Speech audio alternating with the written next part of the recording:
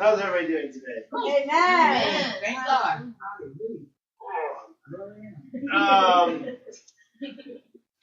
So, kind of had this message in my head for a little while now. Basically, I just kind of called it looking back. And it kind of comes from Genesis chapter 19, verses 1 through 30, dealing with Lot's wife, about the fact that she looked back. And kind of thinking about that, and what all does that mean? Was there something more than just simply she just looked back, and that's why she got turned into a pillar of salt? So initially in the previous chapter, God came down with a couple of angels, and they actually sat down and had some good land with Abraham. And Rachel, of course, laughed because God was like, well, you're going to get pregnant. She's like, I have menopause. I can't get pregnant. And he's like, nope, you are. And then God was like, all right, well, should I tell Abraham what I'm going to do? And then God decides, yeah, he's going to tell Abraham what he's going to do, that he's going to wipe out Sodom and Gomorrah. And Abraham then beseeches him, hey, wait a minute here. Well, there's some good people there. How about maybe we don't wipe them all out? You know, if there's 50, 45, 30, 25, bottom the number. And so God was like, all right, if I find X number of people, I'm not going to wipe out those towns or whatever. So I'm going to send forth my angels basically and go check out the town, and we'll see what we can find out. So we pick up in chapter 19. He has sent forth the angels to go find out. So in verse 1, and there came 2 angels to Sodom at Eden. And Lot sat in the gate of Sodom, and Lot, seeing them, rose up to meet them, and he bowed himself with his face toward the ground. And he said, behold now, my lord, turn in, I pray you, into the servant's house, and tarry all night, and wash your feet, and ye shall rise up early, and go on your ways. And they said, nay, but we will abide in the street all night. And he pressed upon them greatly, and they turned in unto him, and entered into his house. And he made them a feast, and did bake unleavened bread, and they did eat. They came to the town, they were like, no, we don't want to stay at your place. We're going to just, cruise around the town or whatever. We're going to check it out at nighttime. And it was like, no. You guys need to stay at my place tonight. Trust me, my place. You don't want to be wandering these streets at night. It's not that type of neighborhood. You want to stay at my place. So he brought him in, laid him down. But before they lay down to go to sleep, the men of the city, even the men of Sodom, compassed the house round, both old and young, all the people from every quarter. So you got young people, you got old people from every quarter, rich and poor. All the men basically in the town all came gathering around Lot's house. And they called unto Lot and said unto him, where are the men which came into thee this night? And bring them out unto us that we may know them. Now that they may know them. They're not talking about, hey, we want to get some brews with them. We want to go down to the local bar, have some drinks, talk about their travels. No. They mean they wanted to rape them. Straight up, gang rape, entire town, they wanted to rape them. That's what they meant by they wanted to know them. Not, hey, what's your favorite color? No, that's not what they wanted to do. That is not how they wanted to know them. And Lot went out the door unto them and shut the door after him and said, I pray you, brethren, do not so wickedly. Behold now, I have 2 daughters which have not known man. Let me, I pray you, bring them out unto you, and do ye to them as is good in your eyes. Only unto these men do nothing, for they came under the shadow of my roof. So they are guests in his house. And so back in the day, you have obligation to protect your guests. Some people call it guest rights and stuff like that. But basically, if somebody comes into your house, you break bread with them, it's your obligation to protect them from outside harm from anybody else. And so since he's accepted them to his house, they literally have broken bread. He baked unleavened bread for them. And they've shared that and food, so he's on obligation to protect them. So he's got to protect them from basically the town wanting to gang them. So he's like, look, I got 2 girls. They haven't known a man. You can take them and do whatever you want to them, but please don't hurt these guests. So he's like, hey, please don't do that. And they said, stand back. And they said again, this one fellow came in to sojourn, and he will needs to be a judge. And now we will deal worse with thee than with them. And they pressed sore upon the man, even Lot, and came near to break the door. So here they go, they're pressing on him, they're like, we're going to do worse to you basically than them. And they're pressing upon him, trying to break down that door. And then the men put forth their hand and pulled Lot into the house to them and shut the door. The angels go, yank him back inside, get back in here. And they smote the men that were at the door of the house with blindness, both small and great, so that they wearied themselves to find the door. So the angels went and made everybody blind. Like, where's the door? Well, I can't find the door. Where's the door? Is this the door? I don't know where the door is. Eventually they got tired of being, can't find the door because they're blind, so they kind of gave up. And the men said unto Lot, hast thou here any besides, son-in-law, and thy sons, and thy daughters, and whatsoever thou hast in the city. Bring them out of the place. The angels tell them, hey, get your people, get out of here. For we will destroy this place, because the cry of them is waxing great before the face of the Lord. And the Lord has sent us to destroy it. Now, it's too much. This is too wicked. We're just going to take this place out. So get your people, get out of here now, if you want to live. And Lot went out and spake unto his son-in-laws, which married his daughters, and said, Up, get you out of this place, for the Lord will destroy this city. But he seemed as one that mocked unto his son-in-laws. Basically, they didn't really believe him. If you get down to that there, they didn't really believe, hey, look, this place is going to get torched in like a day. Get out now. It's like, are you joking with us?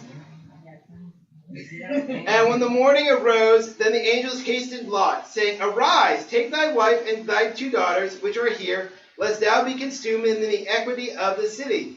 The angels like, dude, what you still doing here? We told you to get lost. Get moving. Why are you procrastinating? It's going to happen. Move.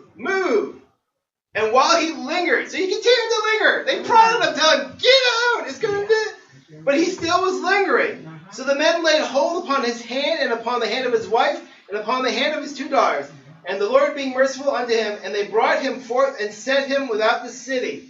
I almost kind of imagine this almost their teleporting. They kind of grabbed him like in Star Trek, and they just teleported him with a site-to-site transportation out of the city or whatever. Just like, bam, grabbed hold of him, and like, boop, they were outside the city or whatever. It's like, you are taking too long, dude. We told you we'd save you, whatever, but you need to get out. This place is going down, and we ain't stopping the clock. So, time to leave now. And so they just transported them out of there as quick as possible, basically. And I kind of imagine it's almost like teleportation, honestly, the way that's described there, to be honest with you.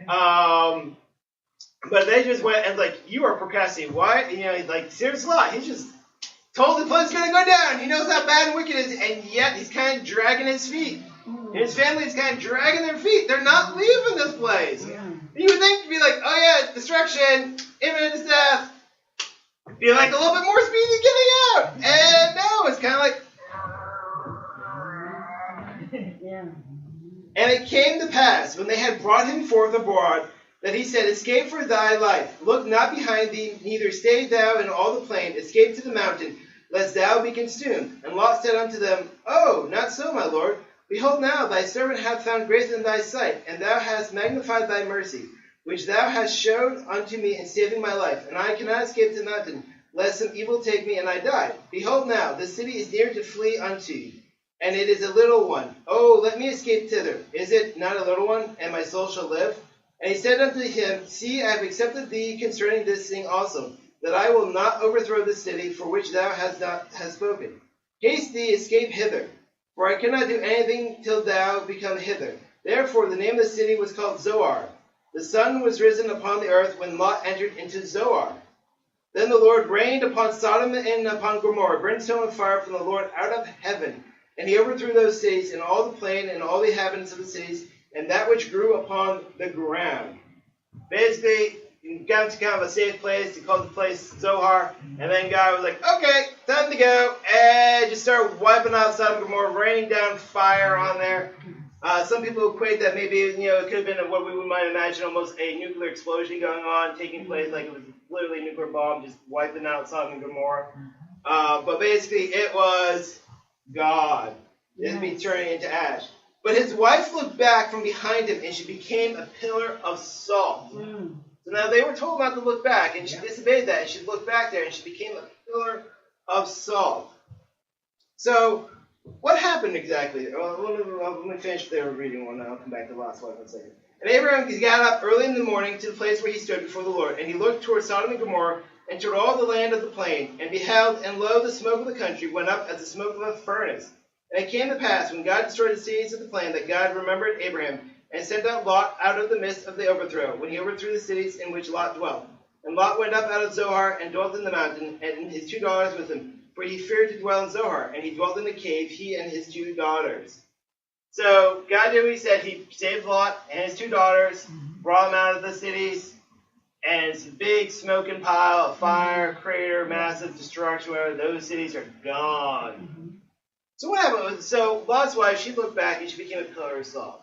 So what happened there? Was it simply because she just simply disobeyed God's commandment not to look back, and that she became a pillar of salt? Is it possible she looked back and because maybe it was like a nuclear explosion and so she kind of got fried by radiation because she kind of was dragging her feet and stuff like that? Or, as I kind of think here a little bit is, again, this is kind of dragging the feet or whatever it is, she was used to that lifestyle that they were living there in Sodom and Gomorrah. It was wicked, it was horrible, basically visitors comes into town and they're going to gang rape you, but hey, she was used to that lifestyle. And we see it in our world today. In Chicago, there's a lot of gun violence right now that's occurring in Chicago. They're having a lot of regular, almost every weekend somebody's getting shot and murdered. In Chicago, it's pretty much almost regular thing. In fact, actually having multiple homicides. And so it's now, granted, it depends on what part of Chicago you're from, but still, that's a regular occurrence that's occurring in Chicago the last couple of years. It's a big thing. And for somebody growing up in there, you're just getting used to the fact that, yep, another young person got shot, gunned down, denied, whatever, and it just gets into you, whatever, and stuff like that, and other habits you get into. And if you live in an area where, unfortunately, gangs are very prevalent and stuff, you get into, you understand the way it works. You got to either join the gang, or basically you're going to spend your time getting beat up by said gang, whatever. A lot of times, again, in those neighborhoods, women, they get forced into certain things, whatever, because basically they kind of have to force to join the gang and have sex with the gang members, but by doing so, they gain protection from the gang, so that way nobody else will rape them. They just have to sleep with people in the gang. And that's just accepted as a way of life. I was reading about a month ago, I was reading, there's a refugee camp in Africa. I want to say it was from Rwanda, but I can't be 100% certain what it is. I don't remember exactly who the refugees were off the top of my head, but I think it was from Rwanda. And basically, the women there in the UN camp, they were safe. But if they wanted to fix the meal for dinner, they needed firewood, which meant they had to leave the camp and go to the forest on a daily basis. Well, in the forest are the South Sudanese soldiers, who basically wait there for the women to come get the firewood and then rape the women. And this is just basically part of their daily life. The women know, hey, look, if I want to get firewood to fix dinner tonight, I might get raped by the South Sudanese soldiers, whatever. And they just kind of accept that as a way of life, and they're prepared to go get the firewood and then run as fast as possible back to the UN base camp to try to avoid being raped, whatever. But they accept the fact that, yes, in order to get firewood, I may have to get raped. That's their way of life, whatever. That's getting soaked into them. It's like, to get firewood to feed myself, to feed my family, I may have to get raped, whatever, to go and do it. And it's just like those things are another things were like that. Now, those are very extreme cases of stuff like it seeps into you and it seeps into your mentality and stuff like that, and you just get used to it and it becomes accepted to you. Cases of abuse, where you have domestic abuse, whatever. When a person gets used to being abused, whatever, yeah, they call out for help to get somebody to come and stop the abuse. But when the police officers show up and they go and take away the abuser or move to try to take away the abuser, all of a sudden the abused tries to protect the abuser. In fact, they actually can become agitated and start attacking the officers and other things. That the officers actually have to wind up arresting that person for assaulting them or even trying to kill them. Because, yes, they want the abuse to stop in the sense that, but they've developed this attachment to that person and that lifestyle, and they're so scared to let it go. They get hooked onto that. They keep looking back. They keep being held into the past of those past habits. That comfort. And because you don't want to let go of that, because that's what you know. That's your comfort zone. It's bad. It sucks. Yeah. But it's your comfort zone. You know that. You know, hey, there's that saying, whatever, I think people say, whatever, you can take the girl out of the ghetto, but you can't take the ghetto out of the person, basically, And is that talking about that mentality, whatever? Yeah, you're living in a bad situation, whatever, and you can physically transport that person out of that bad place to a better place.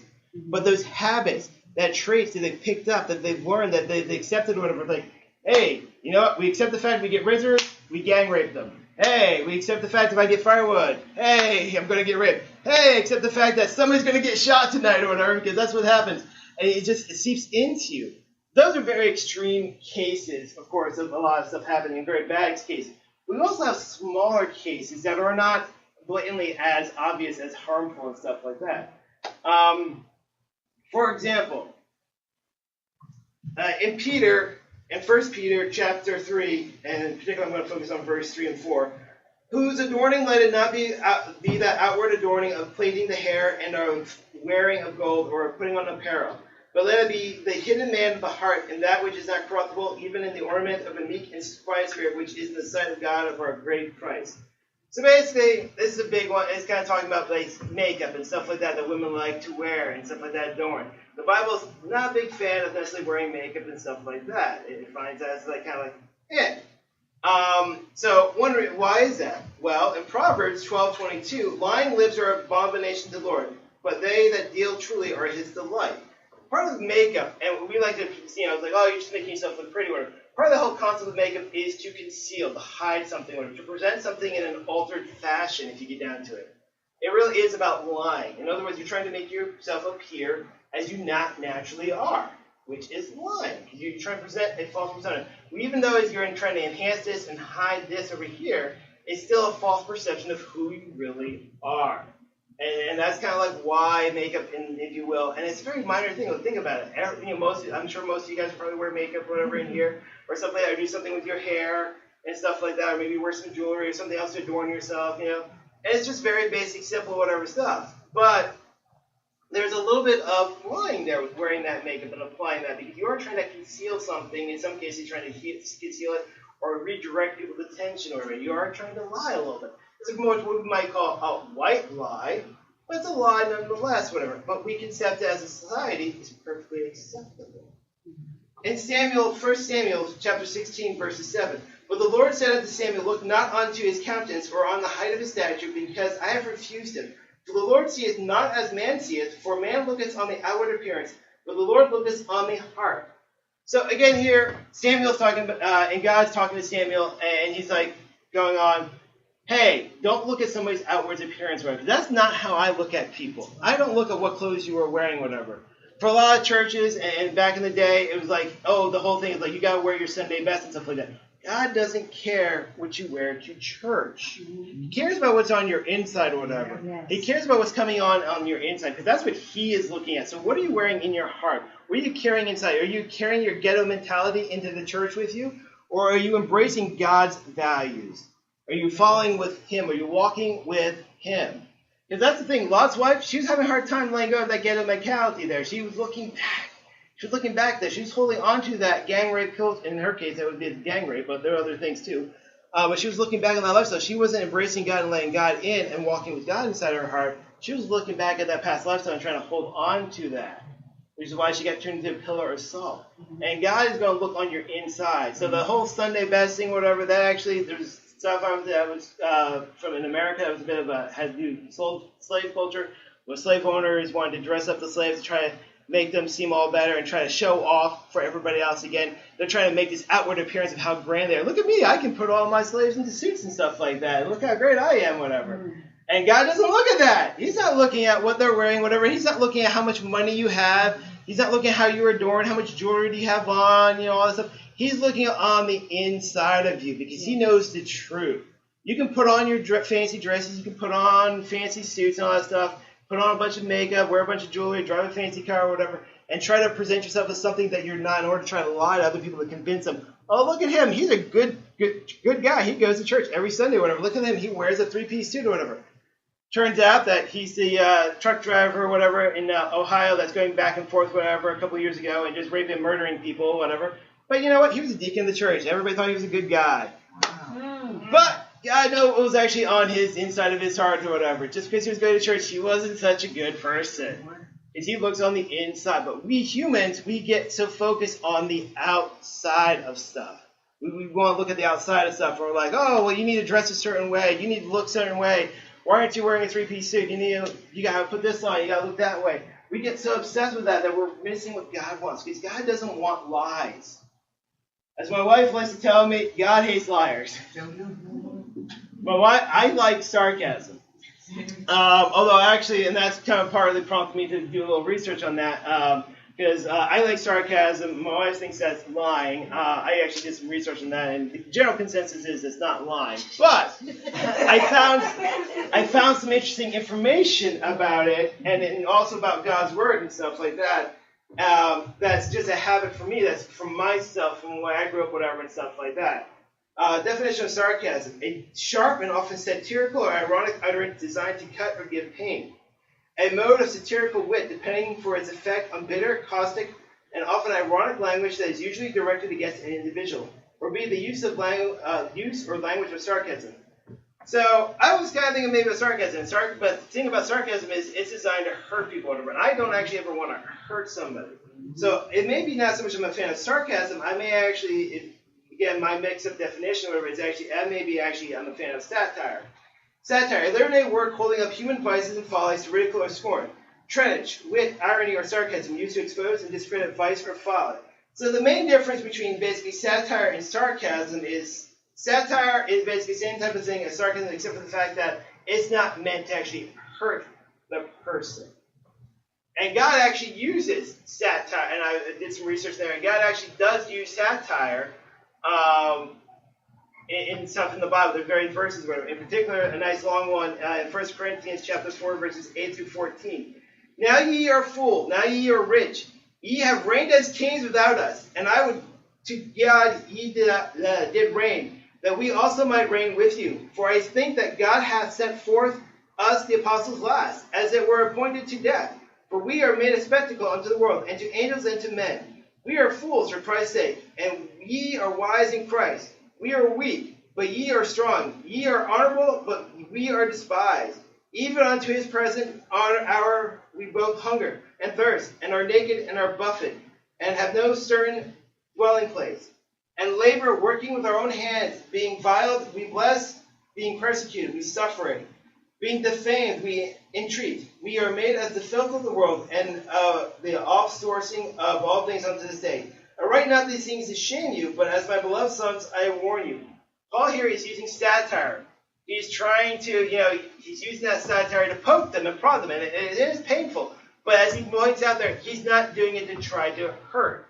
If you're doing it to try to hurt, that would be sarcasm. But satire is you're telling stuff, whatever, as we know, it's the opposite of what you're saying, or whatever. We accept that fact. And since we know that God doesn't like liars, therefore we know that it's not lying, because if it was, he would not be saying that. Because he would not go forth and say that. God would have had a problem with Paul saying that, whatever, and he would have rebuked Paul for that. But if you go and you do it with the purpose of trying to hurt somebody, which is what sarcasm is, that's different. God is not a fan of that, because he wants to build people up. He wants to build you back up. Because you can get people out of the ghetto, and you can get the ghetto out of them. But you have to, for one, walking with God, you have to let God rebuild you. You have to let him break you down, back down to the base. Just like kind of in the military, how they break you down at boot camp and stuff, they break you down to the basic building blocks, and they start building you back up. That's the same thing with God. You can get out of these bad habits that you're in, that are not godly, that are not walking with God. But you have to let him break you down so that you stop looking back and stop trying to hold on to that past life. And it may be friends. You may be some friends that you have in the old life that you had from back in the ghetto or back over here and this and that, and they don't have the same values that you're striving for. And you want to hang out with them, which is nice, but then they start pulling you back into that lifestyle. It's cliche. You watch a lot of movies, TV shows, whatever, you see it. Somebody gets out of a place, they start making a better life for them, and then they get a call from some friend from the old neighborhood or whatever, and all of a sudden they're getting stuck back into this criminal world or having to commit these crimes and stuff like that. And they're getting stuck back in there because they have this friend who's letting them suck them back in, because they created that open doorway. And they're like, well, that's my friend, hey, I'm going to do anything for them. And of course, that friend isn't really their friend anymore and really wouldn't do anything wouldn't do the same things, recuperate, even though they think they might. They wouldn't recuperate. All they're doing is basically just drive them back into the old ways that they got out of. But in order to get out of it, you really have to let God break you down and build you back up. So you get rid of all those old habits. You shed them, whatever. You're reading that there? Yeah, I realize if I am using sarcasm, I need to make sure I stop doing sarcasm and stick to satire. It'll make my wife happier. But that's a habit that I kind of like. Ooh, well, I don't think I've ever done sarcasm because I don't like to hurt people, but maybe some of it, maybe they thought I was trying to deliberately hurt them, whatever. And in that case, obviously, I need to see about that habit myself and fixing that and correcting that. Because I don't ever want to hurt somebody. I do like satire because I think there's a lot of, it's a way to motivate people, I find. And I enjoy that type of comedy. I owe a lot. I really do enjoy this type of comedies. I like sarcasm or satire comedy, and I also like slapstick. I just good old slapstick comedy. I love it. I laugh so hard doing Home Alone. But for myself, I realized that that's something I need to analyze that there about my sarcasm, and let God build me back up and get rid of that, so I stop looking back and holding on to that. from my past life and then move forward in a godly manner, in a godly way, in a godly wisdom, in a godly humor. Yes. But that's the same thing for a lot of things in your lives or whatever. You got to sit there and see, what am I holding on to from my past that is not of God? What do I keep looking back at? Is it a friend that's dragging me back to the past? Is it something in my family? Is it just my personal habits or something like that? You got to analyze yourself. You got to look in yourself. Because otherwise, if you keep looking back, like Lot's wife, you're going to become a pillar of salt. I don't know. I don't think anybody here wants to become a pillar of salt, but if you do, that's great for the deers. They do love salt licks, just so you know. If you want some deer in your backyard, so you can become a pillar of salt and help take care of the deer population in your backyard. But your family might be sad, but the deer will be happy. So, personal preference, obviously. But you need to walk with God and let Him build you up. Let Him point out to you, what are you holding back on? What are you looking back at that is not godly? That is not, with walking with Him, or whatever, and let go of that. Let Him show you how to let go of it. Let Him show you how to acknowledge it. You know what? We're good friends back in the day, back in the neighborhood, but I'm not in that neighborhood anymore. Yes. It's nice, but I'm going to let you go.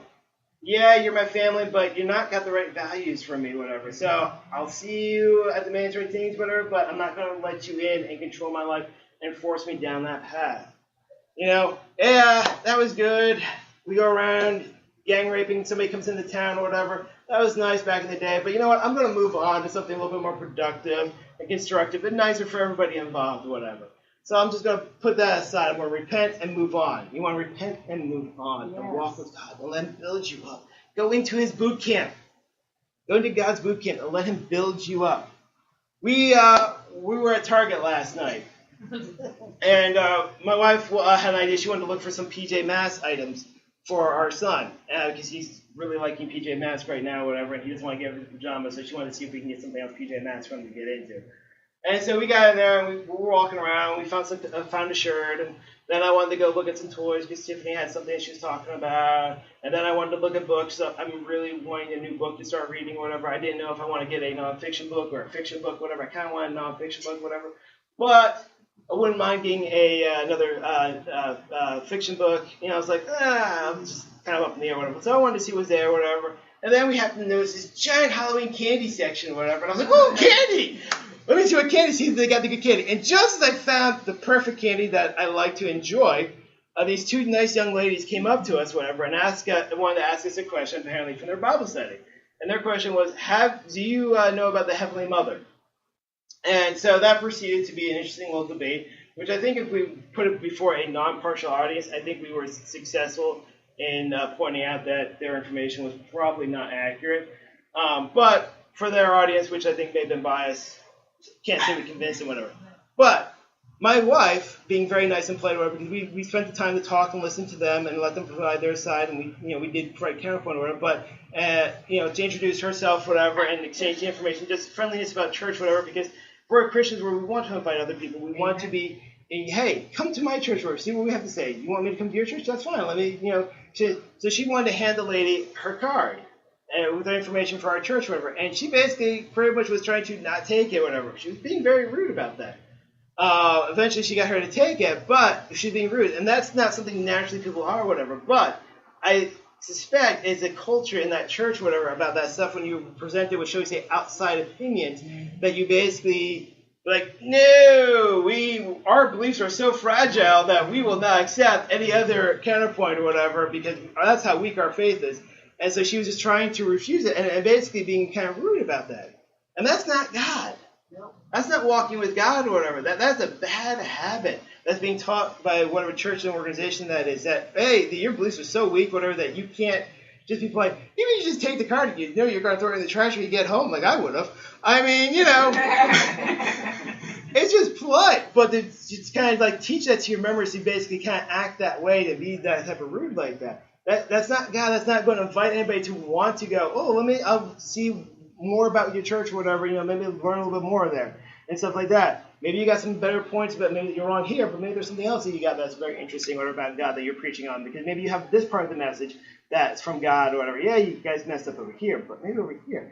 But no, not inviting that, because not really walking with God, not letting God really in to walk there. And so they're looking back and she's holding on to a bad habit. that she needs to let God come into her and break that habit so that she can better be a better messenger for God. If she wants to reach her message to other people, she needs to learn how to actually be open and be polite in that sense, whatever. But also, I did find my little candies. I didn't get them, whatever. But they're the little mini sweet tart kind of candies, whatever. They come in the little shapes, whatever. And this time, because it's Halloween, it's skulls and crossbones. But Easter time, they're like little rabbits and Easter bunnies. Those things are so good candies. I know some people may not care for the shapes of them, whatever. But again, I'm like God. I'm looking at the candy on the inside, not the shape on the outside.